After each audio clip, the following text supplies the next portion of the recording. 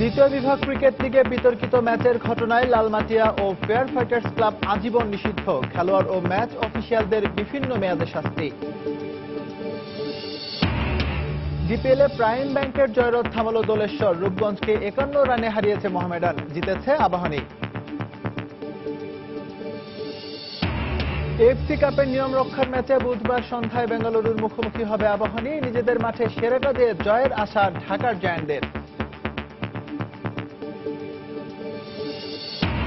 এবং কিছুক্ষণ পর চ্যাম্পিয়ন্স লিগের সেমিফাইনালে মুখোমুখি হচ্ছে রিয়াল মাদ্রিদ ও অ্যাটলেটিকো মাদ্রিদ, জয়ের ব্যাপারে আপোষহীন দুদল, হাড্ডাহাড্ডি লড়াইয়ের প্রত্যাশা।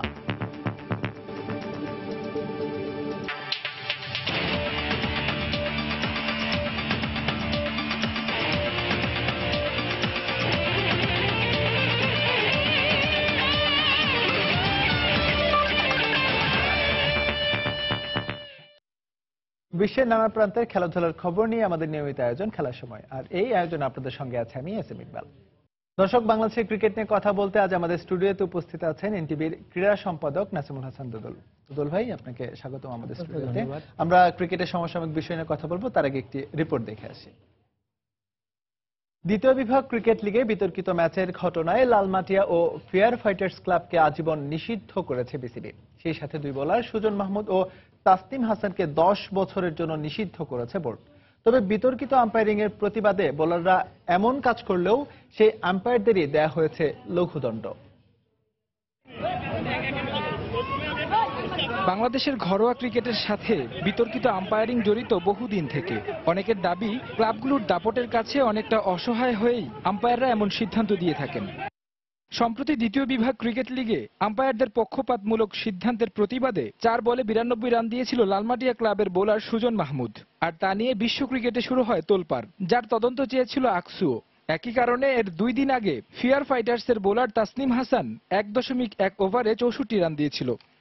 বিশ্ব গণমাধ্যমে সুজনের বোলিং নিয়ে প্রশ্ন আসলেও বিসিবি তদন্তে নামে 2 বোলারকে নিয়েই। বিসিবির 3 পরিচালককে নিয়ে গড়া কমিটি সংশ্লিষ্ট বিষয়গুলো নিয়ে তদন্ত করে সিদ্ধান্তে আসেন ক্লাব দুটিকে চিরতরে নিষিদ্ধের। যে 2টি টিম ছিল, এটি আজীবন সাসপেন্ড, এবং ক্যাপ্টেন, ম্যানেজার, কোচ টিমে এনারা 5 বছরের জন্য সাসপেন্ড করা হয়েছে। বিশ্ব গণমাধ্যমে আলোচিত এই ঘটনায় বিব্রত বাংলাদেশ ক্রিকেট বোর্ড। বিষয়টি উদ্দেশ্যমূলকভাবে এবং বিশ্ব ক্রিকেটে বিসিবির ভাবমূর্তি নষ্ট করার জন্য এই ঘটনা ঘটানো হয়েছে, এমন মত তদন্ত কমিটির আহ্বায়ক শেখ সোহেলের। হারিয়ে গেলে যে রেলিগেশনে চলে যাবে এমন কোনো ব্যাপার ছিল না। এটাই আমরা বুঝতে পারছি যে এটা ইচ্ছাকৃতভাবে দেশের ক্রিকেটের মান সম্মান এবং আন্তর্জাতিক পর্যায়ে আমাদের ক্রিকেট বিসিবির মান সম্মান ক্ষুণ্ণ করার জন্য এটা করা হয়েছে।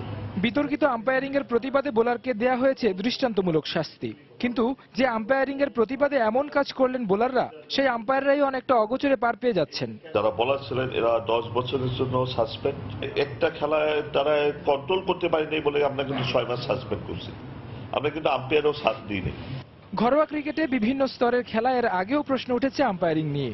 বরাবরই যারা এমন ঘটনার নেপথ্যে থাকেন তারা সবসময় থেকে যান ধরাছোঁয়ার বাইরে। তবে সংশ্লিষ্টরা মনে করছেন বিসিবির দেয়া এমন সিদ্ধান্ত ভবিষ্যতে সতর্ক সংকেত হয়ে থাকবে ক্লাবগুলোর জন্য।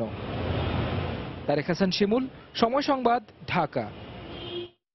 দুদুল ভাই, আমরা রিপোর্টটি দেখছিলাম, আসলে বেশ কদিন থেকে কিন্তু আলোচনায় এই বিষয়টি। আপনার কি মনে হয়েছে আজকে যে সিদ্ধান্ত এসেছে বিসিবির পক্ষ থেকে, যে শাস্তি দেওয়া হয়েছে, সেটা কতটুকু যুক্তিসঙ্গত বলবেন আপনি? না, মূল ঘটনাটা কিন্তু ঘটেছে আম্পায়ারকে নিয়ে, মানে আম্পায়ারকে প্রতিবাদ করার জন্যই একটা ইউনিক পদ্ধতি যেটা বোলাররা করেছে, সুজন আর তাসমিন, সেই জিনিসটা নিয়ে সারা বিশ্ব ক্রিকেটে একটা আলোচিত ঘটনা হয়েছিল আর কি, যে কারণে আজকে শাস্তি। তবে বিসিবি যে এত দ্রুত শাস্তির ব্যাপারে অগ্রসর হবে এটা ভাবেনি, বাট শাস্তিটা পজিটিভ। আর সবকিছু মিলিয়ে আপনি যদি দেখেন, একটা দ্বিতীয় বিভাগের একটা ছেলেকে 10 বছর শাস্তি, এটা ঠিক না আমার মনে হয়। তার তো ক্যারিয়ারের অনেক কিছুই পড়ে আছে, এবং যে কোনো কারণেই হোক তিনি কিন্তু মানে ম্যানেজমেন্ট, মানে ক্লাব ম্যানেজমেন্ট, সে যেই দলের খেলোয়াড় সেই দলের কর্মকর্তাদের অনুমতি নিয়েই মনে দিচ্ছে কাজটি করেছিল। সেই জায়গায় তাদের শাস্তির মেয়াদ 5 বছর করে আসলেও খেলোয়াড়কে দেওয়া হয়েছে 10 বছর। এই জায়গাটাতে আমি একমত পোষণ করি না। আরেকটা হলো, বাংলাদেশের ঘরোয়া ক্রিকেট লিগে আম্পায়ার কোন একটি দলকে সাপোর্ট করে, এটা কিন্তু নতুন কোনো ঘটনা না। এই প্রশ্ন কিন্তু আম্পায়ারিংটা কিন্তু থেকেই গেল। তাদেরকে সাসপেন্ড করা হলো মাত্র 6 মাসের জন্য, এবং এটা একটা বড় প্রশ্ন। এবং সবকিছুর পেছনে মানে টোটাল এই শাস্তি মেয়াদ এবং এই ঘটনাটার পিছনে কিন্তু আরো একটি জিনিস কাজ করছে, সেটি হচ্ছে বিসিবির আগামী নির্বাচনকে সামনে রেখেও অনেক অভিযোগ উঠেছে যে এখানে তো 4 জন কাউন্সিলরও বাদ হলো। আচ্ছা, এই ক্লাব দুটোর তো দুজন কাউন্সিলর ছিল, তারাও কিন্তু বাদ পড়লো। মানে সবকিছুর পিছনে একটা কৌশলী একটা সিদ্ধান্ত দিল বিসিবি। একদিকে তারা ধন্যবাদও পাবে এবং তারা আখেরে একটা কাজও করে নিল। দুদিক থেকেই তারা একটা ব্যালেন্স একটা সিদ্ধান্ত দিল। দুদুল ভাই, যখন এই শাস্তি নিয়ে যখন কমিটি গঠন করা হলো তখন থেকে কিন্তু একটা আলোচনা একটা ছিল যে আসলে প্রকৃত অপরাধী বা যেটাকে নিয়ে আসলে প্রতিবাদ করা হচ্ছে সেটাকে আড়াল করা হচ্ছে কিনা। আপনার কি সেক্ষেত্রে মনে হচ্ছে কিনা যে আসলে যে বাজে আম্পায়ারিং এর কথা বলা হচ্ছে সেই আম্পায়ারদেরই মাত্র হচ্ছে 6 মাসের একটা সাজা দেওয়া হলো, যেটা মানে একদম বলা যায় যে আসলে মানে দেওয়ার জন্য দেয়া আর কি, যেটা আর কি দেখেন বিসিবিতে কিন্তু ক্লাব স্টেক হোল্ডারের সংখ্যা অনেক বেশি। সেখানে আপনার মানে বাংলাদেশ ক্রিকেট কিংবা ক্রিকেট বোর্ড বা দেশের ক্রিকেটের থেকে ক্লাব স্বার্থটা অনেক বড় করে দেখা হয়। যে কারণে আপনি দেখবেন গত বছর ঘরোয়া ক্রিকেট লিগ নিয়ে কিন্তু তাসকিনের বিশাল বড় রান আউট ছবিও ছাপা হয়েছে, কিন্তু সে জায়গায় আম্পায়ার কিন্তু নীরব থেকেছে। একটি ক্লাবের পক্ষে মোটামুটি মানে গেলেই কিন্তু আঙুল তুলে দিত। সেই জায়গাগুলোতে থেকে যতক্ষণ পর্যন্ত আমরা বেরিয়ে আসতে না পারছি, মানে আপনার ক্রিকেট বোর্ড বাংলাদেশের সব থেকে ধনী ক্রিকেট বোর্ড, হাজার হাজার কোটি টাকা আসছে, কিন্তু আপনার আম্পায়ারের মানটা যদি না বাড়ান তাহলে কিন্তু মাশরাফিদের উপরে প্রত্যাশার চাপটা বাড়িয়ে কোনো লাভ নেই। খেলার মান বাড়ার সাথে সাথে কিন্তু আম্পায়ারের মানটাও বাড়াতে হবে, তাহলে কিন্তু বাংলাদেশের ক্রিকেটটা একটা জায়গায় গিয়ে সঠিক পথে এগোবে, আদারওয়াইজ কিন্তু একটা ধাক্কা খাবে। দুদুল ভাই, একটা কথা বলবো, সেটা হচ্ছে কদিন আগে যেদিন বোর্ড মিটিং হলো সেদিন কিন্তু পাপন ভাই বলেছিলেন যে আম্পায়ারিং নিয়ে তিনিও যে বিতর্কিত আম্পায়ারিং নিয়ে এটা হচ্ছে, এটার কথা কিন্তু তিনিও বলেছিলেন। তো তার যে কথা এবং আজকের যে সিদ্ধান্ত, আপনার কি মনে হয় যে ব্যাপারটা সাংঘর্ষিক হয়ে গেল কিনা? সেই ক্ষেত্রে আজকে আম্পায়ারদের সিদ্ধান্ত বা আম্পায়ারদের যে শাস্তি দেওয়া হচ্ছে সেই সাজাটা অতীতে কিন্তু এরকম মানে এই জাতীয় ম্যাচের ঘটনা যে বাংলাদেশের নতুন তা কিন্তু না। আমরা কিন্তু অতীতে এরকম অনেক ঘটনাই ঘটেছে। তো সেই জায়গাগুলোতে কোনো কার্যকরী সিদ্ধান্ত আসেনি। সেক্সুয়াল মানে আম্পায়ার্স কমিটির চেয়ারম্যান হওয়ার পর একটা দিক ভালো যে তিনি একটা সিদ্ধান্ত দিলেন এবং সিদ্ধান্তটা দিলেন এবং কিছু মানুষের স্বার্থটা রক্ষা করে। এই জায়গাটা পজিটিভ যে ঠিক আছে একটা স্টেপ তারা নিয়েছে। আগামীতে যাতে এই জায়গাগুলোতে আরো সাহসী ভূমিকা নেয় বিসিবি কর্মকর্তারা, তারা তাদের স্বার্থের ওই জায়গাটা থেকে সরে আসবে, এরকম একটা প্রত্যাশা আমরা করতে পারি, যেহেতু একটা বিগিনিং একটা হলো। এই হলোটাকে স্বাগত জানাই। দুদুল ভাই, আমরা আবারও আলোচনায় ফিরবো, তার আগে আরো একটি রিপোর্ট দেখে আসি। এবার দর্শক জানাবো ঢাকা প্রিমিয়ার লিগের খবর। তাইজুল ইসলামের বোলিং জাদুতে লো স্কোরিং ম্যাচে লিজেন্ডস অফ রূপগঞ্জকে 51 রানে হারিয়েছে মোহামেডান। সাভারে বিকেএসপির 3 নম্বর মাঠে টস হেরে ব্যাট করতে নেমে মাত্র 135 রানেই গুটে যায় রকিবুল বাহিনী। জবাবে মাত্র 84 রানেই অল আউট হয় রূপগঞ্জ। মোহামেডানের পক্ষে 24 রানে 6 উইকেট নিয়ে একাই রূপগঞ্জের ব্যাটিং লাইন আপ ধসিয়ে দেন তাইজুল। এ উচ্ছ্বাস শুধু ম্যাচ জয়ের নয়, এ উল্লাস আত্মবিশ্বাস ফিরে পাওয়ার, এ আনন্দ খাদের কিনারে থেকে দলকে টেনে তোলা। স্কোরবোর্ডে লড়ের পুঁজিটা মাত্র 135 রান। রূপগঞ্জের ব্যাটিং লাইন আপে নাইম ইসলাম, হাসানুজ্জামান, সাকসেনাদের মতো তারকা ব্যাটসম্যানরা। তাই তো মোহামেডানকে জিততে হলে করতে হবে অতি মানবীয় কিছু। সেই কাজটাই করলেন তাইজুল। বাম হাতের ঘূর্ণি জাদুতে একাই থামিয়ে দিলেন রূপগঞ্জের রূপকথা। এর আগে টস জিতে ব্যাট করতে নেমে ম্যারমেরের সূচনা ঐতিহ্যবাহী ক্লাব মোহামেডানের। ভারতীয় রিক্রুট অভিষেক মিত্র আর রনি তালুকদারের প্রথম জুটিতে করা 25 রানই দলীয় সর্বোচ্চ রানের জুটি। এরপর সময়ের ব্যবধানে রানের সঙ্গে পাল্লা দিয়ে উইকেট হারিয়েছে মোহামেডান। 100 রানের আগে 6 উইকেট হারানো ক্লাবটি মূলত 130-এর কোটা পার করে অধিনায়ক রকিবুল হাসানের 35 আর কামরুল ইসলাম রাব্বির 15 রানের ভর করে। রূপগঞ্জের পক্ষে 19 রানে 4 উইকেট নেন আসিফ হাসান। এর পরের গল্পটা তো বলেছিলাম আগেই। রূপগঞ্জের মামুলি টার্গেটকে পাহাড় সম বানান নাটোরের জাদুকর তাইজুল। ক্লাবের প্রথম সারির 6 ব্যাটসম্যানকে ফিরিয়ে দিয়ে তুলে নেন লিস্ট এ ক্যারিয়ারে নিজের সর্বোচ্চ দ্বিতীয় সেরা বোলিং। 53 রানে 6 উইকেট হারানো রূপগঞ্জ শেষের 4 উইকেটে সংগ্রহ করে 31 রান। ফলে 51 রানের জয় নিয়ে পয়েন্ট টেবিলে শীর্ষ 4-এ উঠে এলো রকিবুল বাহিনী, আর রূপগঞ্জ নেমে গেছে 7 নম্বরে। আমরা যদি এত তাড়াতাড়ি মানে আউট হইতে পারি তাহলে আমরা ওদেরকে কি জন্য অল আউট করতে পারবো না, এরকম একটা মানে প্রতিজ্ঞা ছিল আর কি। আর তারপরেও আমরা টিম ওয়াইজ মানে একটা টিম গেম হয়েছে, সবার মাঠের মধ্যে একটা এফোর্ট ছিল, আর এ বাদেও যে সবাই খুব মানে এনজয় করতেছিল। আগামী 5 মে নিজেদের সপ্তম ম্যাচে মোহামেডান প্রাইম দোলেশ্বরের এবং রূপগঞ্জের প্রতিপক্ষ ভিক্টোরিয়া। মাহবুব রিমন, সময় সংবাদ, সাভার। এদিকে প্রাইম ব্যাংক ক্রিকেট ক্লাবের জয়যাত্রা থামালো প্রাইম দোলেশ্বর। ফতুল্লায় দোলেশ্বরের কাছে 7 উইকেটে হেরেছে মেহেদী মারুফের দল। টস জিতে আগে ব্যাট করে সবকটি উইকেট হারিয়ে 180 রান করে প্রাইম ব্যাংক। জবাবে 3 উইকেট হারিয়ে লক্ষ্যে পৌঁছে যায় দোলেশ্বর। আরেক ম্যাচে কলাবাগানকে 6 উইকেটে হারিয়েছে আবাহনী। আসরে একের পর এক জয় উঠছিল প্রাইম ব্যাংক। মেহেদী মারুফের দলের কাছে অসহায় আত্মসমর্পণ করতে হয়েছে প্রায় সব দলকেই। অবশেষে প্রাইম ব্যাংকের জয়যাত্রা থামালো দোলেশ্বর। খান সাহেব ওসমান আলী স্টেডিয়ামে 2 প্রাইমের লড়াইয়ে আগে ব্যাট করতে নেমে খুব একটা সুবিধা করতে পারেনি প্রাইম ব্যাংক। দলীয় 43 রানেই নাহিদ, মেহেদী মারুফ, রাফাতুল্লাহ ও আলামিনের উইকেট হারিয়ে মারাত্মক ব্যাটিং বিপর্যয়ে পড়ে তারা। ফরহাদ রেজা ও দেলোয়ারের বোলিং তাণ্ডবে ক্রিজে থিতু হতে পারেননি কোনো ব্যাটসম্যান। জাকিরের 52, আসিফের 33 ও আরিফের 30 রানে সবকটি উইকেট হারিয়ে 180 রান করে প্রাইম ব্যাংক। ফরহাদ রেজা ও দেলোয়ার নিয়েছেন 3টি করে উইকেট। ছোট সংগ্রহ তাড়া করতে নেমে শাহরিয়ার নাফিসের 78, মার্শাল আইবের 62 রানে মাত্র 3 উইকেট হারিয়ে দারুণ জয় পায় দোলেশ্বর। ম্যাচ সেরা হয়েছেন দোলেশ্বরের দেলোয়ার। এদিকে বিকেএসপিতে টস হেরে ব্যাট করতে নেমে শুরুতে তাসামুলের উইকেট হারায় কলাবাগান। এরপর দ্রুতই ফিরে যান মেহরাব ও জসিমউদ্দিন। তবে হাল ধরেন মাসাকাজ্জা ও তুষার ইমরান। তাদের 60 রানের জুটি বিপর্যয় সামলে ঘুরে দাঁড়াতে সাহায্য করে কলাবাগানকে। শেষ পর্যন্ত মাসাকাজ্জার 31 ও তুষারের 36 রানে সবকটি উইকেট হারিয়ে 156 রানের মোটামুটি সংগ্রহ দাঁড় করায় কলাবাগান। আবাহনী শুভাগত হোম নিয়েছেন 4 উইকেট। জবাবে ব্যাট করতে নেমে সাইফের 61, মিঠুনের অপরাজিত 30 রানে 4 উইকেট হারিয়ে জয় নিশ্চিত করে আবাহনী। ম্যাচ সেরা হয়েছেন শুভাগত। লাস্ট 2টা ম্যাচ হেরে গেছি, তো আমাদের ছিল যে ম্যাচ বাই ম্যাচ আবার নতুন করে স্টার্ট করা। তো আমরা আজকে টসে জিতে ফিল্ডিংটা নেওয়া আমাদের জন্য ভালো হয়েছে। বলাররাও সাপোর্ট করেছে, সবাই মিলে টিম কম্বিনেশনে উইন করেছে। পরের ম্যাচগুলোতেও এ ধারাবাহিকতা ধরে রাখতে চান শুভাগত। পারভিন আক্তার, সময় সংবাদ। সদল ভাই, আমরা ডিপিএল এর রিপোর্টটি দেখছিলাম, সেখানে 2 ম্যাচ পর হারের পর আবার জয়ের ধারে ফিরেছে আবাহনী। অন্যদিকে প্রাইম ব্যাংক কিন্তু হেরে গেছে আজকে প্রাইম দলের কাছে। তার ফলে পয়েন্ট টেবিলে একটা রদবদল হয়েছে। কেমন হচ্ছে এই ম্যাচটাই আজকে বিশেষ করে মোহামেডান এবং এই খেলাটা যদি আজকে রূপগঞ্জের খেলাটা যদি তামিম এবং মাশরাফি মুশফিক থাকতো, তাহলে হয়তো আজকের এই অনুষ্ঠানের লিড স্টোরিটা আপনাকে হয়তো এভাবে করতে হতো। আজকের যেই বিসিবি যে সিদ্ধান্ত দিয়েছে দ্বিতীয় বিভাগ ক্রিকেটারদের যে দুটো ছেলেকে, তাদের নিয়ে হয়তো তারা কোনো একটা মন্তব্য করতো। যেহেতু বাংলাদেশের পুরো জাতীয় দলটা নেই, তাই অনেকটাই ঢাকা পড়ে গেছে আর কি বাংলাদেশের এই প্রিমিয়ার ক্রিকেট লিগ। এবং একটা জিনিস ভালো যে প্রাইম ব্যাংক পয়েন্ট তালিকার শীর্ষে ছিল, সেই জায়গা থেকে এখন আবার গাজীর উঠে এসছে। এখন যেহেতু জাতীয় দলের খেলোয়াড়রা নেই, এখন সব দলের মধ্যে ভারসাম্য 19-20। এখন দেখা যেতে পারে যে এখান থেকে আবাহনীও উঠে আসতে পারে, মোহামেডান উঠে আসতে পারে টপ পজিশনে। এখন এই ম্যাচে কে জিতবে বা না জিতবে সেটা বলাটা মুশকিল। তবে দর্শক বা ক্রিকেট অনুরাগীদের যে আগ্রহটা ছিল প্রিমিয়ার ক্রিকেট লিগ কিছুটা ভাটা পড়লো, কিছুটা ভাটা পড়েছে, অবশ্যই পড়েছে। না থাকলে তো আজকে দেখতেন যে একটা সাংবাদিকের বিশাল বহর, কেউ বিকেএসপিতে, কেউ ফতুল্লায় থাকতোই আর কি।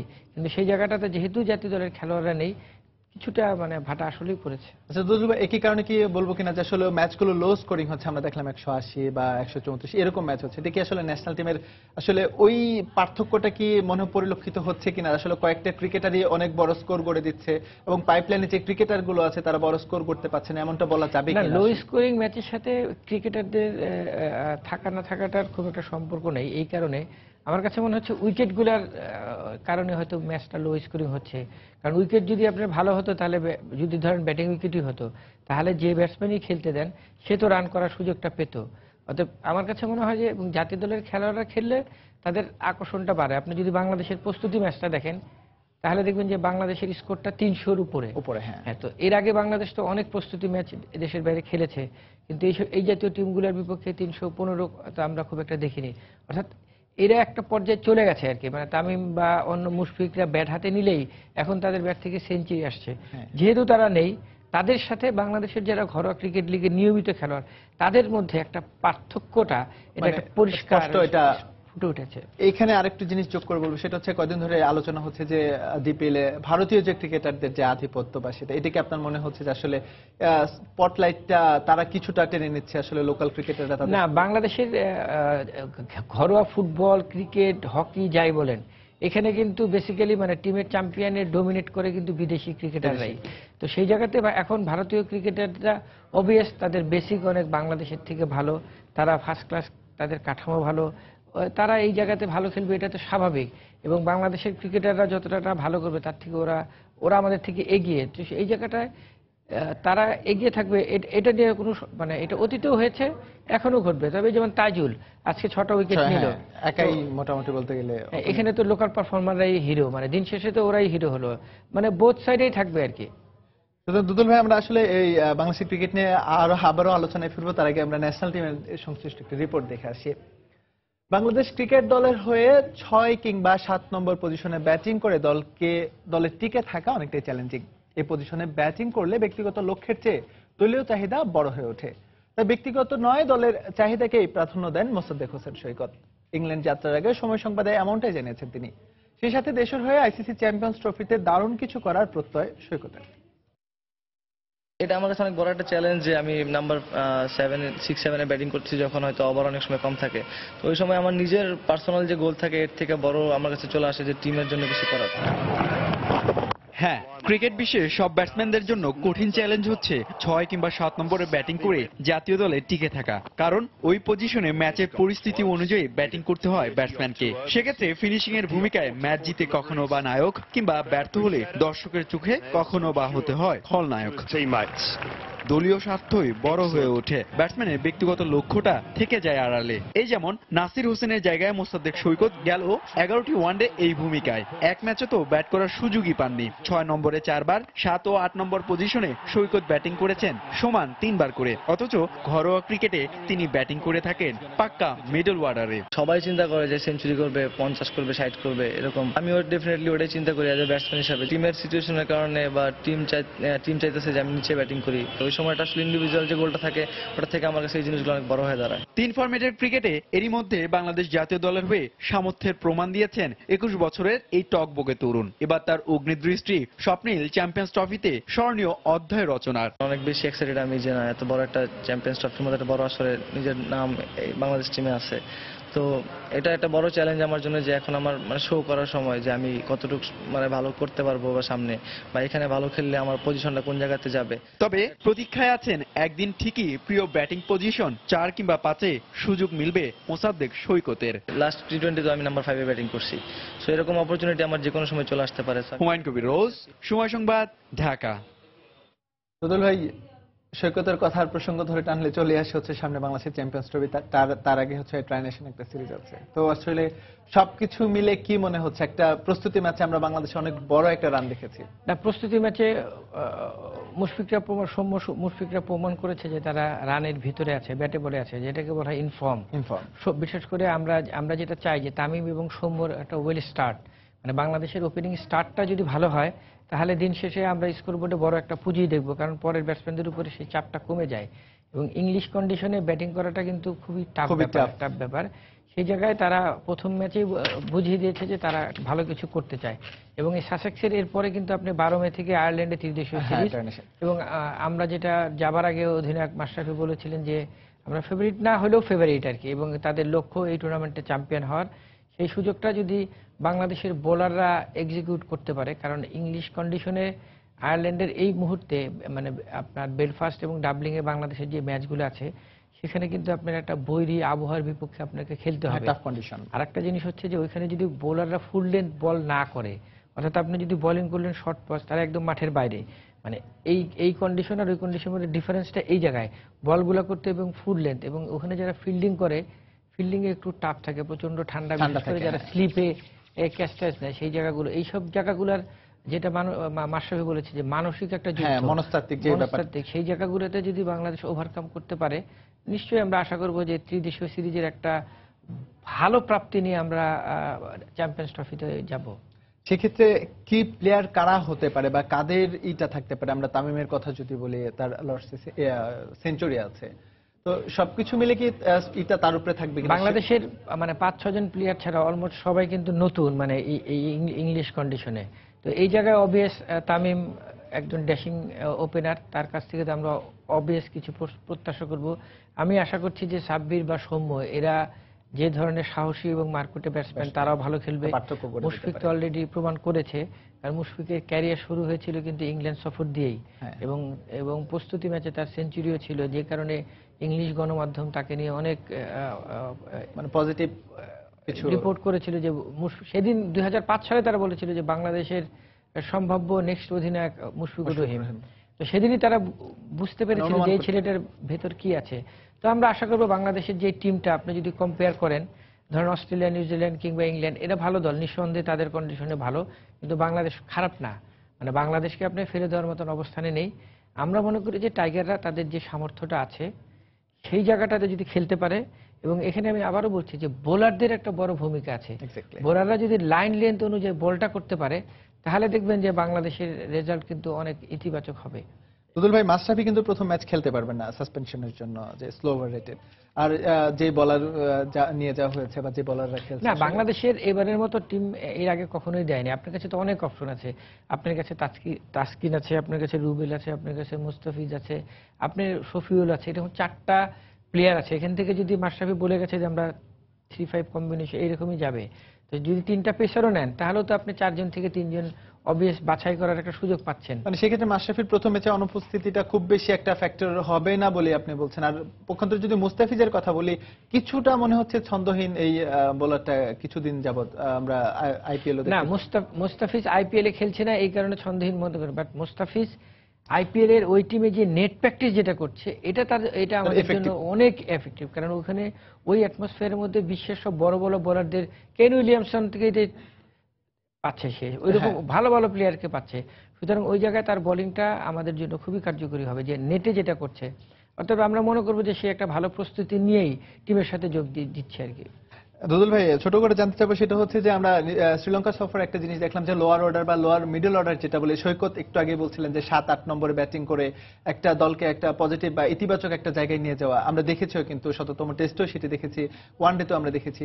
এটার সুযোগ থাকছে কিনা যে ইয়াং প্লেয়ারদের আসলে কতটুকু এক্সিকিউট করা বা কতটুকু প্রমাণ করার সুযোগ থাকছে এই বাংলাদেশের 7 নম্বরে সৈকতের বিশাল একটা সুযোগ আছে বড় কিছু করার, এবং সৈকত কিন্তু মোটামুটি প্রমাণ দিয়েছে শ্রীলঙ্কায় যে সে একটা উঁচু স্তরের প্লেয়ার এবং তার একটা ক্লাস আছে। বললাম না যে 2005 সালে মুশফিককে ব্রিটিশ গণমাধ্যম দেখে বুঝেছিল সে ভালো প্লেয়ার, এবং আপনার যদি পিসারা ওভালে যদি 100তম টেস্টে যদি সৈকতের ব্যাটিং দেখেন, তার কিছু শটস ছিল যেগুলো মানে মনে হয় যে দেখি খুব অল্প বয়সে পরিণত মনে হয়, অনেক পরিণত 7 নম্বর ব্যাটসম্যান। এবং সৈকতের আর রিয়াদের কারণে তো আপনার নাসির বাংলাদেশ দলে জায়গায় পাচ্ছেন আর কি।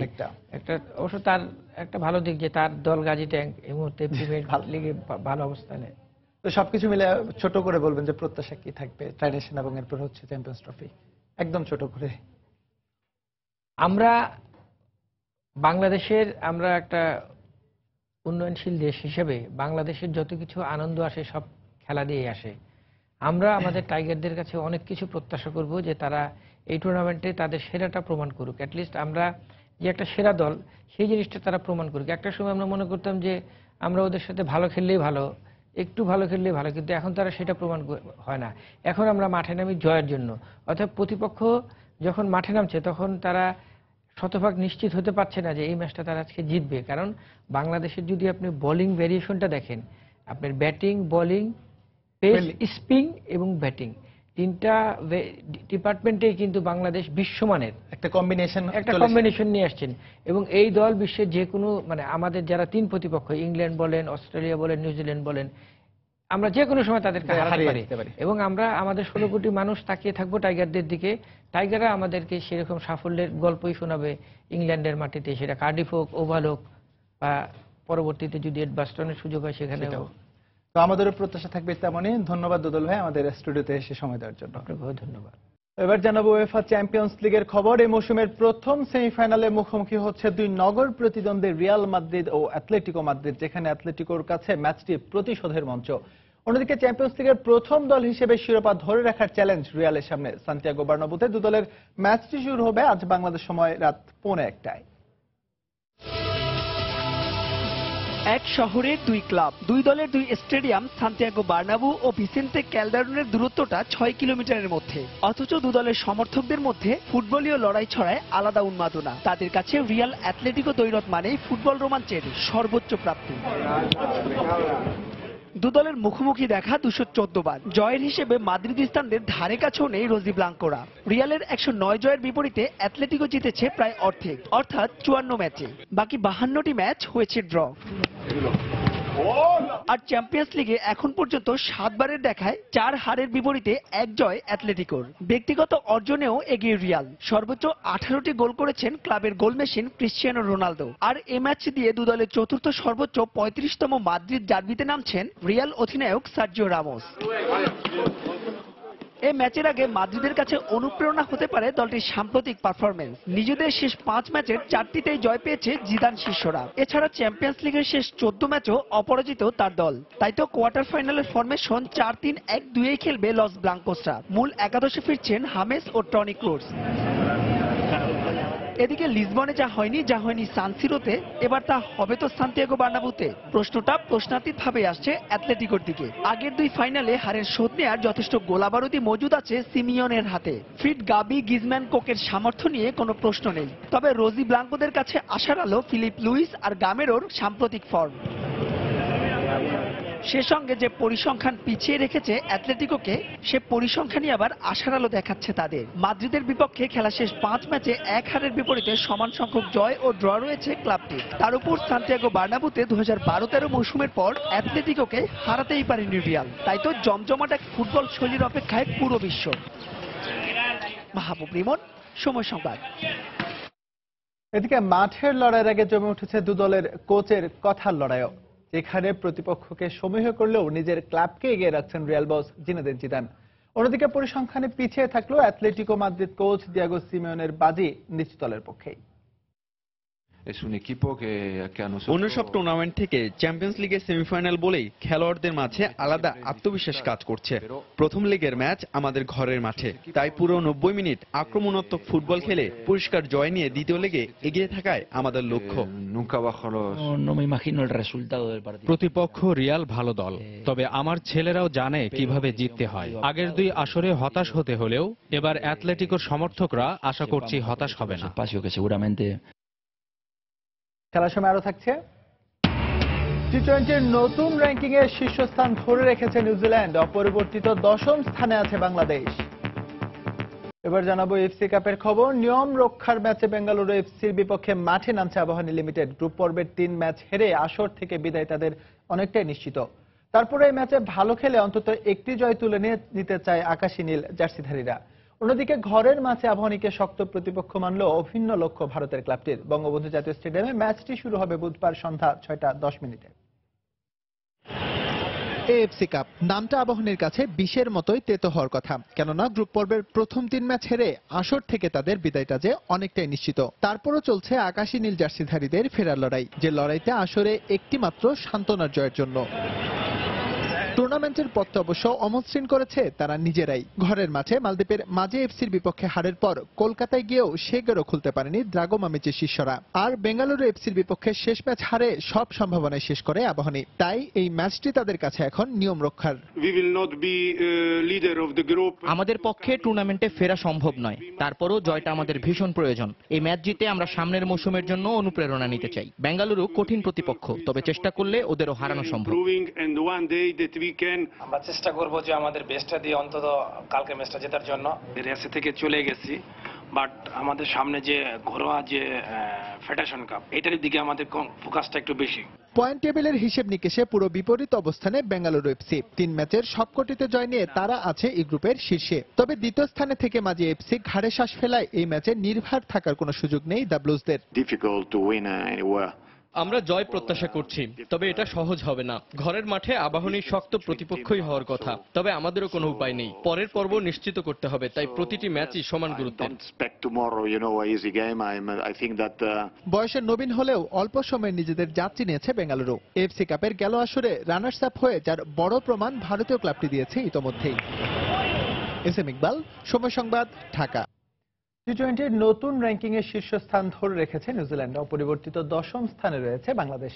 আইসিসি প্রদত্ত নতুন র্যাঙ্কিং এ সবচেয়ে বড় লাভ দিয়েছে ইংল্যান্ড ও পাকিস্তান। 3 ধাপ টপকে টেবিলের 2য় স্থানে উঠেছে ইংল্যান্ড।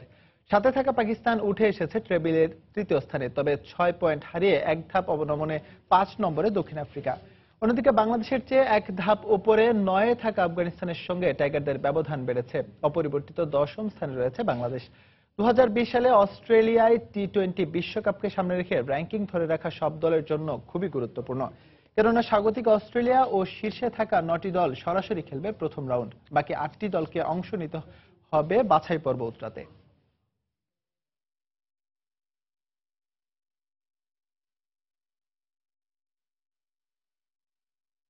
জাভি নামটি শুনলেই এক বাক্যে সবারই মনে পড়বে 2010 সালের স্পেন অনুষ্ঠিত হয়ে যাওয়া ফুটবল বিশ্বকাপের কথা। নিজেদের মাটিতে নেদারল্যান্ডসকে কাঁদিয়ে প্রথমবারের মতো বিশ্বজয়ের স্বাদ পাওয়া স্পেনের সেই ইতিহাসের সাফল্যের নেপথ্যের নায়ক ছিলেন এই মিডফিল্ডার। আন্তর্জাতিক ফুটবল থেকে অবসর নেওয়ার পর আপাতত ক্লাব ফুটবলে ব্যস্ত আছেন এই কালজয়ী ফুটবলার। সময় সংবাদের ক্যামেরায় ধরা পড়া এই বিশ্বজয়ী ফুটবলের অল্প করে নিজের ভবিষ্যৎ পরিকল্পনার কথাটুকু বলেছেন। কাতারের দোহা থেকে সেই বিশেষ মুহূর্তের কথা জানাচ্ছেন সজল মিত্র রিচার্ড। পায়ের সুনিপুণ কারুকাজ, মাঝ মাঠের প্রাণ ভোমরা, সব মিলিয়ে জাভি ছিলেন এক পরিপূর্ণ ফুটবলার। ফুটবল বিশ্বের অন্যতম সেরা ক্লাব বার্সেলোনার হয়ে 4 বার চ্যাম্পিয়ন্স লিগের শিরোপা জিতেছেন, 8 বার স্বাদ নিয়েছেন লা লিগার শিরোপার, কোপা দেল রের শিরোপা শোকেসে তুলেছেন 3 বার, সুপার কাপ ও ক্লাব বিশ্বকাপের শিরোপা সমান 2 বার করে। আর একেবারে সেন্টার মিডফিল্ডার হিসেবে দলের সবচেয়ে গুরুত্বপূর্ণ দায়িত্ব পালনকারী এই ফুটবলার বার্সেলোনার জার্সি গায়ে 505টি ম্যাচ খেলে করেছেন 58টি গোল। আর স্পেনের হয়ে 133 ম্যাচে তার রয়েছে 13টি গোল। নিজের 10 বছর বয়স থেকেই ছিলেন তাবৎ দুনিয়া কাঁপানো ফুটবলার মেসির ক্লাব সতীর্থ। তবে তার ক্যারিয়ারের সেরা অর্জন ছিল ওই স্পেনের হয়ে প্রথমবারের মতো বিশ্বকাপ জয়। নিজের ভবিষ্যৎ পরিকল্পনার কথাটা ছোট্ট করে সময় সংবাদকে জানালেন তিনি। আমি এখন শুধু বার্সেলোনা আর স্পেনের কোচ হবার স্বপ্ন দেখি। কাতারের আল সাদ ক্লাবে এখন খেলছেন এই মিডফিল্ডার। তার সতীর্থরাও গর্বিত তাকে নিয়ে। জাভি অসাধারণ ফুটবলার। আমার কাছে তার সঙ্গে খেলা অনেকটা স্বপ্নের মতো। আমি বোঝাতে পারবো না, ওনার মতো লিজেন্ডারি ফুটবলার তো ফুটবল বিশ্বের অহংকার। বর্তমানে কাতারের আল সাদে খেলা জাভির স্বপ্নটা অনেক বড়। হতে চান বার্সেলোনার কোচ। কাতার জাতীয় ফুটবল দলের কোচ হতেও আগ্রহের কমতি নেই স্পেনের হয়ে বিশ্বকাপ জয়ী এই তারকা মিডফিল্ডারের। স্বপ্নের বাকি অংশটা হয়তো সময়ই বলে দেবে। কাতারের দোহা থেকে সজল মিত্র রিচার্ড, সময় সংবাদ। ঘুষ গ্রহণ সংক্রান্ত অভিযোগের প্রেক্ষিতে পদত্যাগ করেছেন এশিয়ান অলিম্পিক কাউন্সিলের প্রেসিডেন্ট শেখ আহমাদ আল ফাহাদ আল সাবাহ। যুক্তরাষ্ট্রের একটি আদালতের দেয়া রায়ের ভিত্তিতে এমন সিদ্ধান্ত নিলেন ফিফার এই কুয়েতি কাউন্সিলর।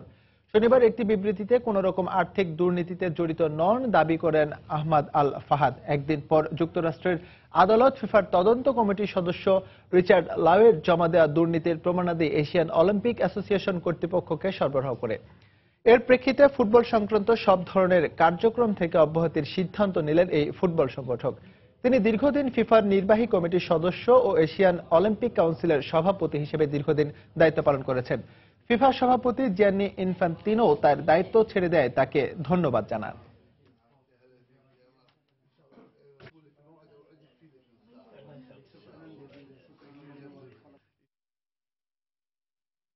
অ্যাটলেটিকো মাদ্রিদ তারকা আঁতোয়া গ্রিজম্যানকে দলে ফেরাতে জোর প্রচেষ্টা চালাচ্ছে ম্যানচেস্টার ইউনাইটেড। দলের তারকা ফুটবলার র্যাশফোর্ড ইনজুরিতে থাকায় তার বিকল্প হিসেবে এই তরুণ তারকাকে উপযুক্ত বলে মনে করছেন সাবেক ইংলিশ ফুটবলার মাইকেল ওয়েন।